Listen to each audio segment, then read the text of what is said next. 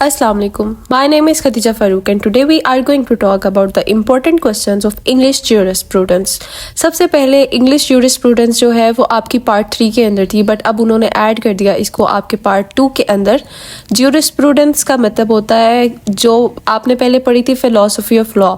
philosophy of law इस jurisprudence का कह लें बच्चा था, मतलब कि उससे कम लेवल था इसका। jurisprudence अपने अंदर बहुत सारा, it is basically the knowledge of law. उसके बाद इसका फर्स्ट क्वेश्चन है jurisprudence and it's kinds, relationship with other subjects और इम्पेरेटिव थ्योरी आप ऑस्टन की पढ़कर आए हैं अपने पार्ट 1 के अंदर, फिलोसफी ऑफ लॉ के अंदर भी। उसके बाद पोजेशन आप फिजिकली किसी जगह को होल्ड कर रहे होते हैं तो उसको पोजेशन बोलते हैं।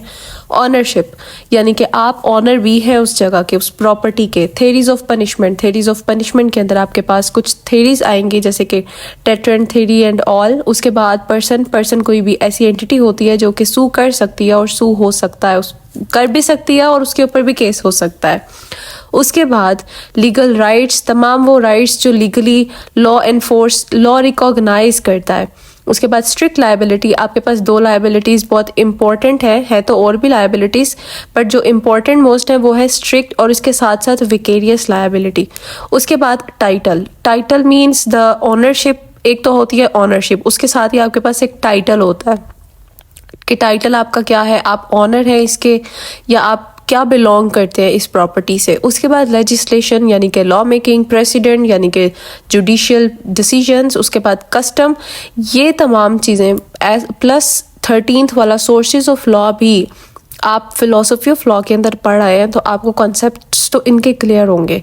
उसके बाद question of law and question of facts. उसके बाद एडमिनिस्ट्रेशन ऑफ जस्टिस, बहुत इंपॉर्टेंट क्वेश्चन है जो कि एडमिनिस्ट्रेशन ऑफ जस्टिस है। And then kinds, advantages and disadvantages of law जो कि आप पहले फिलोसफी ऑफ लॉ में पढ़ आए हैं। उसके बाद शॉर्ट नोट्स आएंगे आपके पास, ऑबिटर डिक्टा, रेशियो डिसाइडेंडी एंड नेग्लिजेंस आपको इंपॉर्टेंट में भी आ सकता है लॉन्ग के अंदर 20 मार्क्स का। तो आपने बहुत अच्छे तरीके से इन सब क्वेश्चंस को प्रिपेयर करना है और जो इनके डिटेल्ड क्वेश्चंस हैं वो जल्दी अपलोड कर दूंगी मैं एक एक कर। Thank you so much for watching.